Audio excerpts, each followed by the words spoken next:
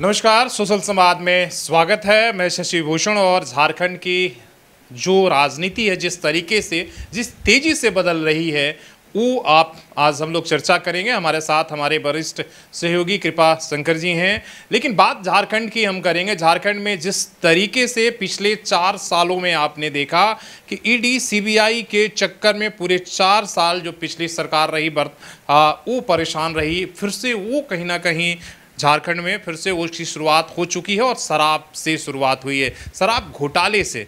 शराब, हालांकि अभी तक शराब मामले में एसीबी ने गिरफ्तारी की है, जो राज्य सरकार के अधीन काम करती है, जो मुख्यमंत्री और मंत्रिमंडल के अधीन काम करती है। उसमें एक बड़ा आईएएस, बड़ा नाम, पूजा सिंघल के बाद आईएएस विनय चौबे गिरफ्तार होते हैं। कभी पूजा सिंघल मुख्यमंत्री की काफ़ी पिछले सरकार में करीबी और ताकतवर मानी जाती थी, उसी तरह से विनय चौबे का भी एक महत्वपूर्ण भूमिका था। उनकी गिरफ्तारी आम लोगों को खटक रही है कि कैसे झारखंड सरकार की एसीबी इतने बड़े अधिकारी पर बिना मुख्यमंत्री के सहमति के तो हाथ नहीं डाल सकती है। तो क्या कुछ मामला है।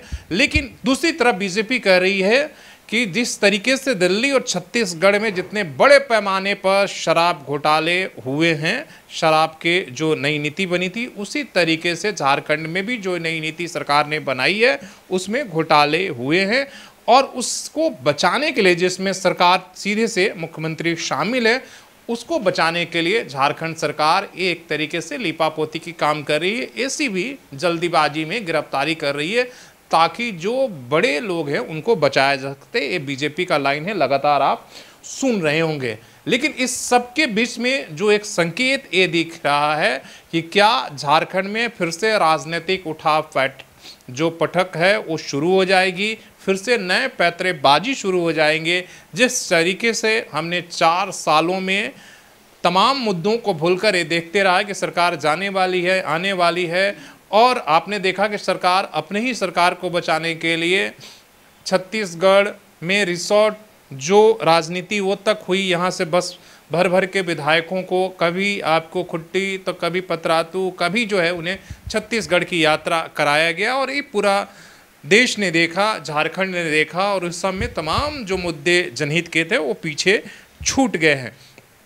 झारखंड में शराब एक तो घोटाले के लिए चर्चा है, दूसरी तरफ फिर से एक शराब नीति बनी है, उसको लेकर भी बीजेपी ने सवाल उठा दिया। इस नई शराब नीति में कहा गया था, पिछली शराब नीति जो हुई थी उसमें कहा था कि सरकार अब दुकानें चलाएंगी, प्राइवेट पार्टी नहीं होगी। प्राइवेट पार्टी की जो भूमिका थी वो सिर्फ जो है मैन पावर सप्लाई की थी। लेकिन कहा यह जा रहा था कि भाई सब कुछ तो इनडायरेक्टली मैनेज तो प्राइवेट पार्टी ही कर रही थी। लेकिन ये रहा था कि जब आप प्राइवेट पार्टी किसी भी शराब दुकान को टेंडर लेती है तो उसके लिए उसे निश्चित रकम जमा करना होता है। मतलब जितनी आप बोली लगाते हैं उतने सरकार के खजाने में आपको पैसा जमा करना होता है। लेकिन एक खेल ऐसा था कि यहाँ तो सरकार मैनेज कर रही थी शराब दुकानों के नाम पर, तो एक जो सिक्योरिटी मनी थी, जो बोली लगाने वाली रकम थी, वो प्राइवेट पार्टी को जमा नहीं करना था। लेकिन मुनाफा भरपूर उतना ही मिलता था। इसलिए कि ये भी आरोप हमेशा लगा कि भाई शराब दुकानों पर मूल्य से ज़्यादा हर दुकान पर बेची गई। ये सवाल हर मीडिया, हर शहर में उठाया गया, लेकिन इस पर कोई कार्रवाई नहीं हुई, सिर्फ लिपापोती हुई। अब जब देखा गया कि सिस्टम में गड़बड़ी है तो फिर से एक नई नीति बनी है, और इस नीति में कहा गया कि भाई जैसे पहले नीलामी होती थी उस तरीके से अब दुकानों को, प्राइवेट पार्टियों को नीलामी की जाएगी। और उसमें भी ग्रुप बना दिए गए हैं कि एक आदमी जो है वो इतना दुकान ले सकता है, और इनडायरेक्टली वो 12, मतलब ऐसे करके भी वो एक आदमी लमसम जो है वो उस पर भी 100 से अधिक दुकानें ले सकता है, अलग अलग तरीके से, अलग अलग नामों पर। तो शराब सिंडिकेट की भू यहाँ भी आ रही है। तो सवाल है कि उस पर भी बीजेपी ने सवाल उठा दिया है, और देखते हैं वो कितना सफल होता है। दूसरी तरफ शराब इसलिए भी चर्चा है कि टीएसी की जो बैठक हुई ट्राइबल एडवाइजरी कमेटी के भी, उसमें भी कहा गया कि अब जो आदिवासी क्षेत्र हैं, जो शेड्यूल 5 के इलाके हैं, वहाँ पर भी अब शराब के ग्रामीण इलाकों में दुकानें खुल सकती हैं, लेकिन ग्राम सभा की अनुमति से। तो उसमें भी चर्चा हुई, हालांकि वहाँ भी अब खुल सकता है। दूसरी बात, आज एक खबर आई कि भी अब मॉल में भी कंपोजिट शराब की दुकानें खोल सकती हैं। मतलब क्या होगा कि मॉल में भी देसी और विदेशी शराब एक ही दुकानों में आपको मिल सकती है। इस पर भी बातचीत हुई है और इस तरीके से भी शराब की झारखंड में चर्चा हो रही है और उस फैसले पर भी लोग सवाल उठा रहे।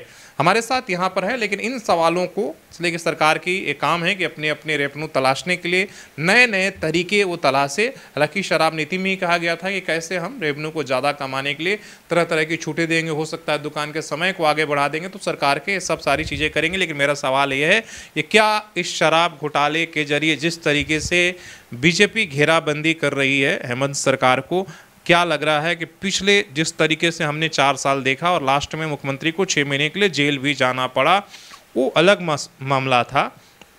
उस समय जमीन घोटाले की आरोप लगे थे और अब जो है यहाँ पर शराब की बात हो रही है।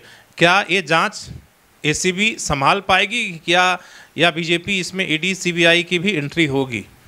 देखिए, मैं कहना यह चाहूँगा, हमारा एंगल ये है कि शराब का नशा अलग किस्म का होता है और सियासत का नशा अलग किस्म का। सबसे ज़्यादा खतरनाक तो सियासत से है। ये जो सियासत का जो नशा है और जो खेल है, वो हमें उस दौर की याद दिलाती है जब बीजेपी की ही सरकार थी, रघुवर दास की सरकार थी। लगता यह था कि उनकी नीतियां ऐसी बनती थीं, बिगड़ती थी, लगता यह था कि सरकार अब गई कि तब गई। यह सच्चाई है।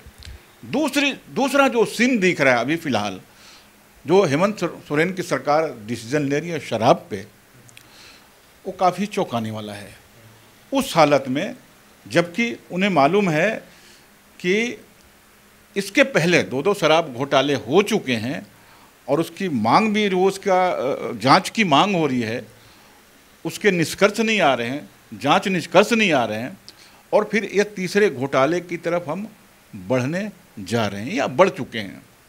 उस हालत में भी जबकि यह सब इस तरह के घोटाले करके दिल्ली की अरविंद केजरीवाल सरकार जा चुकी है, उनकी सरकार भी जा चुकी है, सरकार गिर चुकी है। अगर इस तरह की गलतियां हेमंत सरकार की, सोरेन की सरकार यह करती है, तो आप समझिए कि बहुत ही संकट आने वाला है।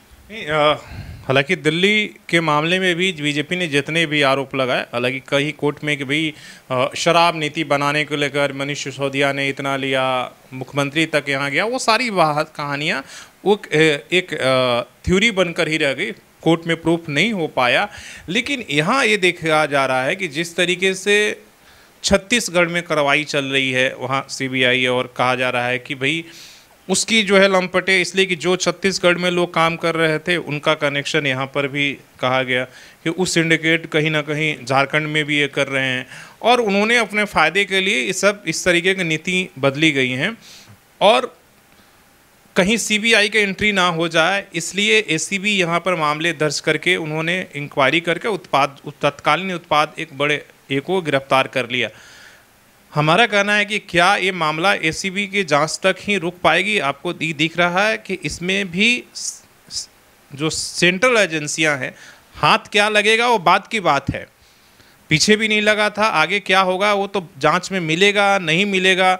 लेकिन जो एक दिख रहा है कि भाई इस तरीके का अन्य प्रदेशों में जहां पर विपक्ष की सरकारें हैं, वो छत्तीसगढ़, नई दिल्ली, वहां उनके लिए खासा मुश्किल हुआ उनके आने के बाद। तो क्या लग रहा है कि फिर से झारखंड में वही पटकथा यहाँ पर भी बीजेपी या केंद्र की जो एजेंसियां हैं वो दोहराने वाली है?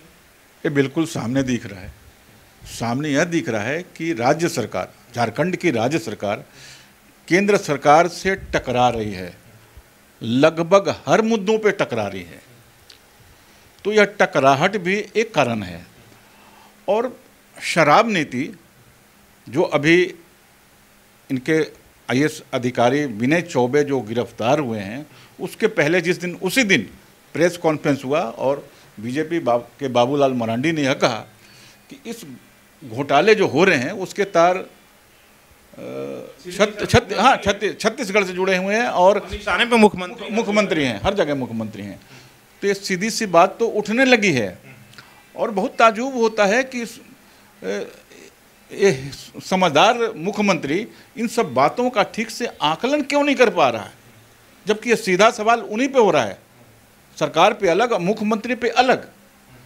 तो ये बहुत दिमागी आपाक होने वाली स्थिति है कि सरकार इन सब चीज़ों का आकलन नहीं कर पा रही है और उनके ऊपर संकट बिल्कुल, आपने कहा कि सीबीआई हो सकता है। और जब केंद्रीय एजेंसियों का अगर किसी भी मामले में पटाक्षेप अगर वो आ जाती हैं तो राज्य की जितनी भी एजेंसियां हैं वो शिथिल हो जाती है, उनका कहीं ना कहीं कामकाज एक तरीके से सिकुड़ जाता है, वो कुछ नहीं कर पाती हैं। और इसी बात का डर है इसलिए कि केंद्रीय एजेंसियां, खासकर आप देख रहे हैं कि विपक्ष के सरकारों पर गिद्ध दृष्टि लगाकर बैठी हैं कि आप चूक किए नहीं, और उनकी एंट्री तो ईडी हो या सीबीआई हो या बाकी एजेंसियां, तो शराब घोटाले में भी उस तरीके से ही ये मामला धीरे धीरे दिख रहा है। और आने वाला जब आप समय देखेंगे और बीजेपी के निशाने पर सीधे सीधे मुख्यमंत्री ही रहते हैं, वो छत्तीसगढ़ हो, दिल्ली हो या झारखंड भी, उसमें कहीं ये नहीं है कि निशाने पर मुख्यमंत्री है, मुख्यमंत्री के ही आसपास उनकी सारी घेराबंदी चलती है। और इसलिए जो है आपको देखने में आने वाला वक्त हो सकता है बिहार चुनाव कहा जा रहा है, हो सकता है कि बीजेपी अभी कई राज्यों के चुनाव में व्यस्त रहे, लेकिन इसके बाद एक बड़ा उलटफेर झारखंड में आपको एक बार फिर से वही सीन देखने को मिलेगा जो पिछले 4 सालों में हमने देखा। लोकसभा चुनाव से पहले जिस तरीके से मुख्यमंत्री को जेल जाना पड़ा, और हो सकता है बाद में कोर्ट में ये लोग कुछ को प्रूफ ना कर पाए, तो झारखंड में भी एक बार फिर से राजनीतिक चहलकदमी आपको देखने को मिलेगी। और इस फैसले को लोग बड़े ही विनय चौबे ये हो गए हैं, लेकिन लोगों का मानना है कि कोई भी नीति बनता है या कोई भी ये होता है तो केवल एक आदमी के ही भूतिए बात नहीं रहती, बल्कि पूरा उसमें एक फैसला लिया जाता सबकी सहमति से। तो हमें लगता है कि आने वाला समय काफ़ी जो है फिर से झारखंड में राजनीतिक उठा पटक आपको जोड़ तोड़वाने वाली मिलने वाली है। आपकी शराब घोटाले पर क्या राय है? आप ज़रूर क्या शराब घोटाले को झारखंड में जो कहा जा रहा है उसको आप किस तरीके से देख रहे हैं? राजनीतिक आरोप प्रत्यारोप तक देख रहे हैं, सही मान रहे हैं, क्या इसकी ईमानदारी से जांच होनी चाहिए? आप अपनी राय ज़रूर दीजिएगा। धन्यवाद।